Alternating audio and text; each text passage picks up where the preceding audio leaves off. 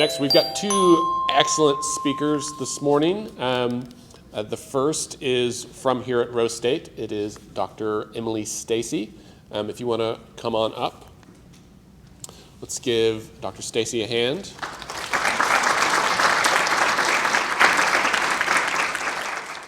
So hi, I am going to be the awkward person to stand in front of you for a moment and do technical things. I'm glad that you guys are all here at Rose State College. This is my home, and it is one that we love. Specifically, this ballroom, which is new to us. Okay, cool. So I'm locked out. We'll find IT momentarily. Dr. Boger, would you go find somebody for me, please? Thank you. I can give parts of things without my actual presentation. So good morning. Let me start this all over again. You gave me such a lovely round of applause, and I just completely fumbled all of this. I'm Dr. Emily Stacey. I am the program coordinator and professor of political science here at Rose State College. And again, I'm really excited to welcome you guys to the first National Bank Ballroom here at Rose State College and to the 2023 Civics Con. I hope that this is the beginning of a beautiful friendship between Andy and the CLC and Rose State College. This is a big deal for our campus. We talk about how booked the ballroom has been, and the union generally speaking, since it opened in 2020. I actually have to book my political science events about a year in advance, actually, because it stays so busy. So we're very lucky to have this space on campus. Before I give my, hopefully, spiel on hashtag activism, I did want to acknowledge some folks from Rose State College that make events like this and all of my events possible. Dr. Anita Poole-Ensley, you'll see her kind of walking around. She leads our event services team. Connie Myrick is the lady with the platinum, very blunt cut hair. She is always flitting around and doing absolutely everything. She puts the tables together. She makes sure the chairs are right, the signage is up, et cetera, et cetera. So these are people that we absolutely cannot live without, and they're working all the time, right? We get to deuce out in the summertime, we faculty, but these folks are here all the time making sure that our campus is beautiful and making sure that we can host events like this, which is critical. And then my homie John Shackelford, who I'm really wishing was right here to fix my my problem. Hopefully we'll get that momentarily. But he is definitely a homie that I love very much, so a particular shout out to him. So I want to say just a couple of things quickly about the Rose State Political Science program. Obviously, it is one that I'm very, very proud of. We have three full-time faculty, myself and then two other gentlemen. We work diligently and with extreme passion to produce well-informed democratic citizens from this campus who care about their communities, who care about their state, their nation, as well as international and global politics, which is my specific area of expertise. So here at Rose State, we offer rare opportunities for our students to engage with politics and political literature in meaningful ways. Conferences like this is a great example. So starting at the community college level, before they leave here and go on to OU or go on to Harvard or wherever it is that they graduate out to, they are getting a great education from us. So I've got a couple of different programs that I want to highlight really quickly. So I inherited the Great Debate panel series from my partner in crime, James Davenport. He is the Associate Dean of Liberal Arts and Sciences. So twice a year, so once per semester, I coordinate and host two panels on a variety of topics, which have included criminal justice reform. We actually had former Speaker of the House, Chris Steele, here for that one. The ethics of artificial intelligence, the McGirt Supreme Court decision, that was one of our best attended panels, in fact. And I focus a lot on electoral politics as well, including partisanship. And this fall will be focused around the 20th anniversary of the War on Terror. So I try to hit a smattering of different topics to make sure that our students, as well as the local community. We get a lot of community engagement. Shout out to Representative Fugate. We get a lot of community engagement here at Rose State with our various panels. We also put on a colloquia, I should say, semesterly, where our students, faculty, staff who want to participate come and spend all day on a Friday nerding out with us. It's kind of the same as special people on a Monday morning at something like this. All day, literally on a Friday, we spend breakfast, I feed them breakfast and lunch, and we are sequestered gathered in a room, and usually the social sciences building, focusing on literature, film, music, social media, and discussing and dissecting how that content impacts us psychologically, historically, politically, etc. So we have just a vast array of events that we host here on campus.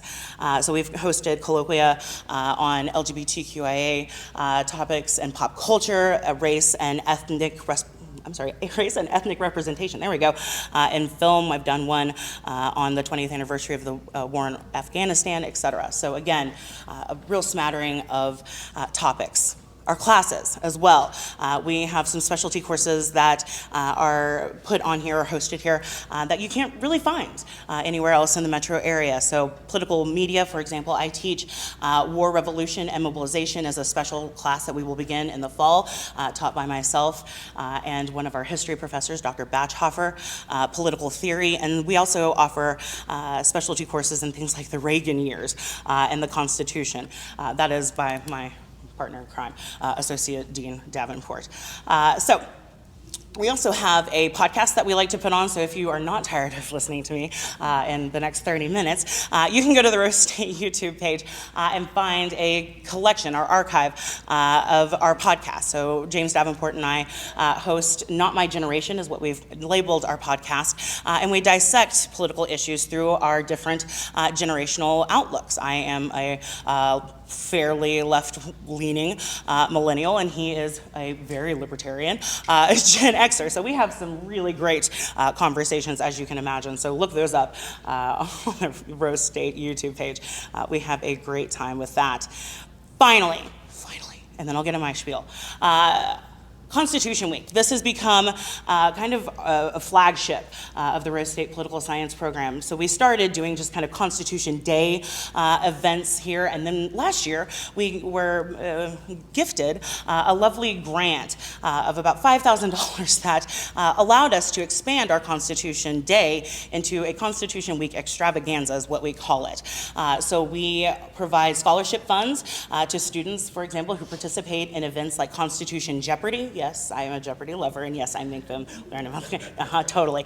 And Art the Constitution, so paint or interpret the Constitution in your own way, dance, music. However, I actually had a student rap, literally, rap a bit about the Constitution last year. But we were also able, with that grant, to bring in New York Times bestselling author and Brookings Institute fellow Jonathan Rauch, which was, again, a huge deal for our campus and the local community as well. This year, we look forward to hosting Oklahoma Supreme Court Justice Noma Gurich will be here in September, I believe, on the 12th. So if you're interested, please come find me. I've got cards and such at the back of the room, so you can get my contact information, and please stay in touch. Or all of these things are also featured on our Rose State calendar on our main Rose State page, webpage. So please continue to check out those things from there. Actually, I need you to sign in. It signed itself out down here. Oh, you're right. Yes. Oh, okay. Yes, I need you to fix things. Finally, while Robert is fixing things so I can get into my spiel here, I'm also a member of the Oklahoma Political Science Association's Executive Board. So we host a conference every year annually for whatever reason, the Thursday and Friday of election week, right? So I guess because we're political scientists, not only are we a glutton for punishment, but we also have things to talk about, right? The meaty stuff is typically going on those days. So if you are interested in speaking, have ideas, this is a great audience, a great group of contributors, movers and shakers in the state of Oklahoma. Please come see me. We have proposals, submission email where you can submit ideas for panels, things like that. Or if you just want to come to attend, it will be a great conference. It always is. This year it is going to be up at UCO, hosted by my colleague, Dr. Brett Sharp, actually my PhD advisor, Brett Sharp. So that is, that's kind of my spiel on everything, I think, at this point. So, with that, we will get into #activism, and this is a topic that is dear to me, as my colleague Dr. Boger reminded me. Yes, I've written many books about this, and my dissertation. So whenever I, whine about my imposter syndrome and speaking in front of people, she likes to remind me that I'm actually the expert in the room and I don't need to freak out, but I'm still a little freaked Hashtag activism is kind of new to the scene, obviously.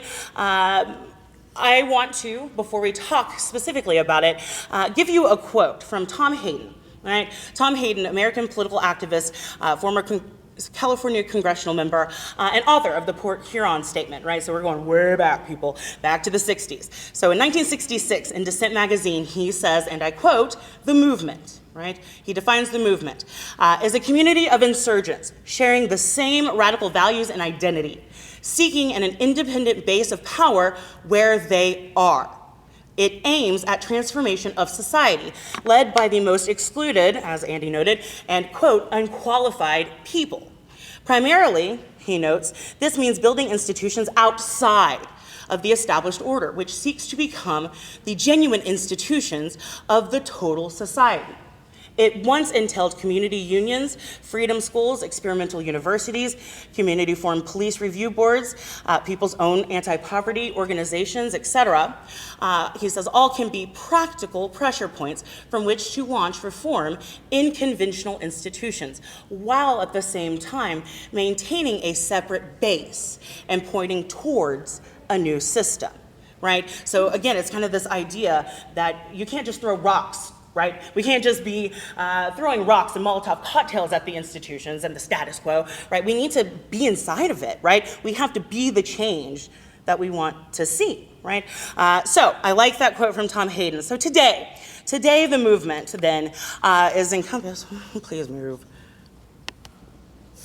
Thank you. So today, the movement is encompassed in new social movement theory, right? So again, this is where I live in my research. New social movement theory, which tends to be responses to social and political changes brought about by globalization and have focused on equality of opportunity. So new social movements have benefited from a strong presence of young demographics, or youth, right, who have displayed a willingness to participate in protest networks as well as assist them in messaging, right? The message is the medium is the message, right? So political sociologist Herbert Blumer, in one of his most famous concepts, notes symbolic interactionism, right? Symbolic interactionism, which argues that humans act on the basis of the meaning that a certain stimuli has upon them. That can be a banner, a slogan, right? An armband, a hoodie, right? Black Lives Matter, right? Symbolic interaction that one has with others in society. So they're not just individual stimuli, right? These are shared, they're collective symbols of a movement, of advocacy, of whatever it is, right? That is shared within society with your peers, your family, etc. Your network, right? We would call it today. So this symbolic interactionism feeds into modern protest movements then that are coalescing their shared grievances from a variety of different sectors in society through social media and the internet, which makes it easier to organize and mobilize dissent. Hashtag activism, man. It's super easy to slap up hashtag me too, hashtag Black Lives Matter, hashtag boycott Budweiser, or whatever you're boycotting today, right? It's really simple to get people to foment dissent, right? The harder part is to have that dissent transcend, as Andy said, from the online, right, into the streets. It can't just happen at the Capitol, right? It doesn't just happen. Advocacy, politics, social change, it doesn't just happen in one place. It's happening wherever we are, theoretically, or it should be, right? Because we're all agents of this democracy. So Hill focuses on the idea of, networked, networked horizontalism, and the concept of hashtag activism that, again, is applied throughout my work through the last, too many years. So network horizontalism argues that movements using digital technologies are able to mobilize and sustain protest networks both on and offline through the skillful use of these hashtags, or of hashtag activism, that remains leaderless, right? You're not seeing Che Guevaras on the streets, right? You're not seeing MLKs. You're not seeing these huge ideologues, right? Or symbols of leaders of these movements. Largely, new social movements, and specifically network social movements, are largely leaderless. Yes, obviously in social media, you're always going to have sort of a hierarchy of influencers, right? But they're not being dubbed the leader of this movement, and you're making these decisions, right? It's very interesting, these new social movements. So leaderless and non-hierarchical, and that is thanks to hashtag activism. Excuse me, so Hill astutely argues that hashtag activism allows for this swift dissemination, obviously instantaneous, of protest tactics throughout the larger network community. This is really interesting, right? And I've pictures. But Diet Coke before I swallow my tongue. So more recently, in connection with protests of Black Lives Matter and the Hong Kong protest the umbrella movement in Hong Kong, right? You can see the spirit of revolution and protest that is able to transcend space, time, right? It is able to go across borders, right? It's porous. Everything is transcontinental, transnational, et cetera. And so you'll see these hashtags, just specific, pretty prolific hashtags that you've seen likely in recent years. But you've also been able to see the way that movements are able to really foment because of hashtags. Black Lives Matter didn't come first. Hashtag Black Lives Matter came first. The organization, right, came after that. Right? So the hashtag started it all, right? And so we're starting to see, again, using hashtag activism, we're expressing claims, as Tilly would say. We're building solidarity and challenging existing repertoires. So research, I'm sorry, I don't drink for breakfast, I promise. Research shows that as transformations occur in society, an emphasis here on globalization, the manner in which citizens are able to consume and disseminate information shifts. And obviously, it shifted dramatically. Even from the dot-com boom in 1999-2000 to Facebook going live in 2005 to Twitter going live in 2007, there's vast changes, huge changes in the way that we're able to communicate with one another and foment that protest. So these shifts in communicative modes within the digital age have allowed citizens, again, the instantaneous organization of citizens, whether that is for protest or flash mobs. You guys remember people used to get together and dance in weird spaces using cell phones, right? Oh no. SMS, right? Text messaging capabilities, wireless internet, and specifically these days, social media platforms, which is where, again, hashtag activism was birthed and where it continues to thrive. These tools have reorganized the manner in which movement networks are able to reach a potentially larger block of participants, whether that is locally, regionally, nationally, or internationally. I will tell you, whenever I was writing my dissertation, I was working at the Oklahoma State Capitol. I was the first lady of the press room. You'd open that press room door, and here I was, honey. It was me. So I'm writing my dissertation, and I am listening, right? I'm listening and watching on Al Jazeera on my computer the Arab Spring movement happen in Tahrir Square in Egypt. This is one of the case studies that made me a doctor. I am sitting in Oklahoma City watching these Egyptian citizens light on fire a military tank and turn it over because they are fighting for democratic reform, for social and political change.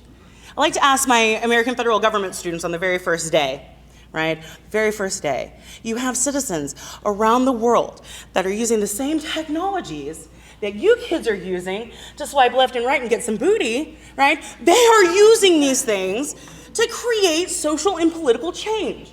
You live in a country with guaranteed free speech. What is your excuse? What is your excuse for not participating and advocating for yourself, whatever that means? Right? I'm not telling them what to advocate for. Themselves is what I want. So what is the excuse?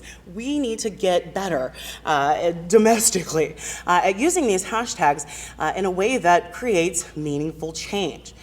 So hashtag activism.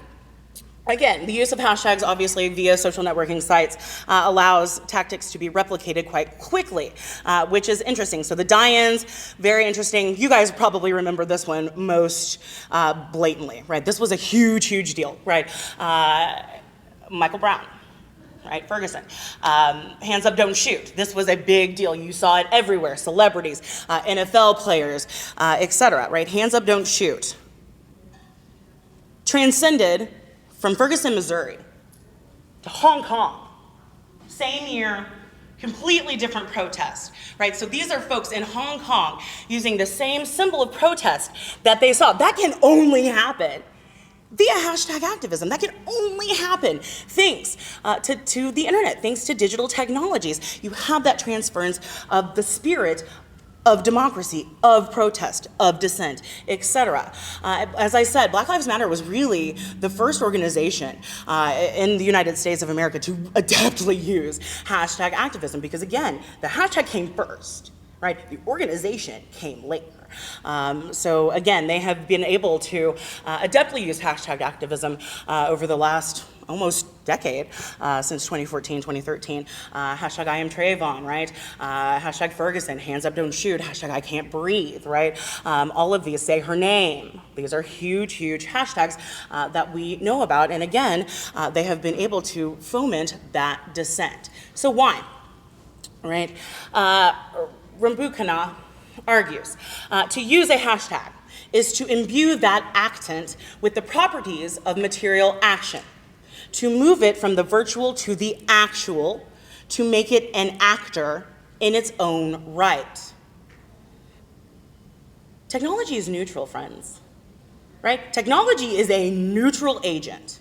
You give it agency, right? You decide how to use that neutral technology sitting in your hands. So again, I ask my kids, why are you just only looking for love, right? Why are you not in your communities? Why are you not in your streets? Why? Why are you not paying attention?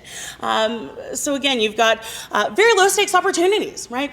You don't even have to put pants on to use hashtag, right? You don't have to go to the streets. It is super easy, low stakes opportunities to engage people in dialogue, to build that community, right? You've got to do that first.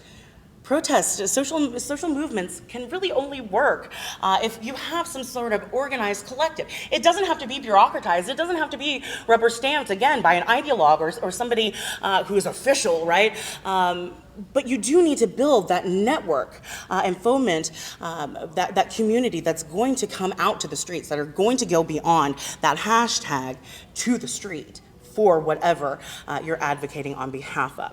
So the extent to which a protest community is organized, a hashtag then, is dependent on the hashtag's adoption by a wider audience. So again, while we don't see a hierarchy typically in these new social movements, you do see, again, influencers, those folks that have much larger networks who are able to disseminate that tweet or disseminate that advocacy to a much larger network, right? And that's largely the way things work at the moment. So I wonder, just thinking amongst yourselves, how often are you engaging in hashtag activism, or have you at all, right? What are the pros and cons of hashtag activism? Twitter is pretty much the source of all ire. It is the platform most commonly associated with hashtag activism. Not Facebook, not Instagram, it's Twitter. I don't know if it's just because a bunch of rabble-rousers. Twitter is the only thing I use, so I'm included in this. I don't know if we're just a bunch of disgruntled people behind hashtags on Twitter, but it's very interesting that as a communicative platform, it is the chosen one for folks who tend to be organizing dissent.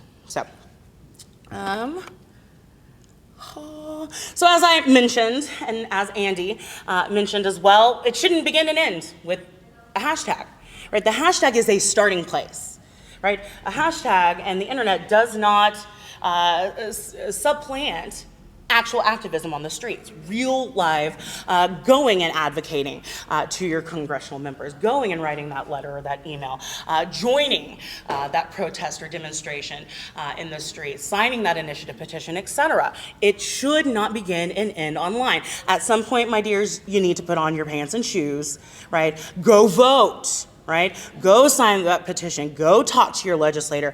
Get involved with a nonprofit. I'm sure Andy has a huge list of them, including his own, right?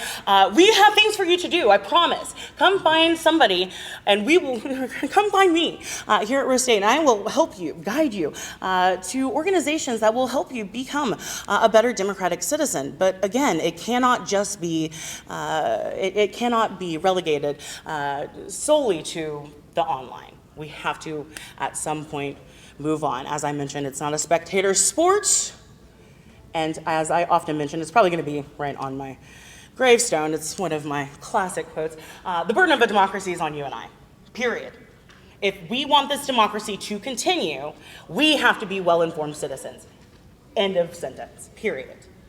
Right? It is on us. That's all I got, man.